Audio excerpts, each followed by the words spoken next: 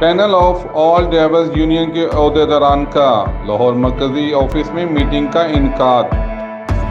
خبر شامل کہتے ہیں اب تک ٹائم نیوز کے نمائندے محمد عمران قادری سے panel of all drivers union کے عہدیداران نے لاہور مرکزی آفس میں میٹنگ کا انعقاد کیا، جس کی صدارت چیئرمین راشد فرید رانا نے کی، جبکہ وائس چیئرمین اکرم ہاشمی، صدر محمد عمران قادری، سینئر نائب صدر حبیب الرحمان، نائب صدر محمد ارشاد اور ترجمان ضیاء الرحمان نے متفقہ طور پر ڈرائیورز کی فلاح بہبود کے سلسلے میں کوششوں کو تیز کرنے پر زور دیا۔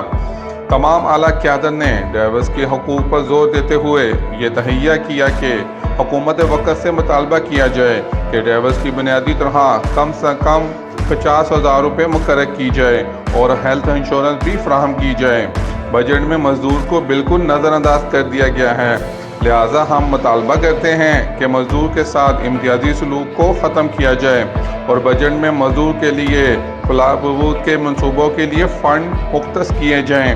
مہنگائی کے اس دور میں غریب ڈرائیورز کو گھر کا چولہا جلانے میں بہت مشکلات کا سامنا کرنا پڑ رہا ہے۔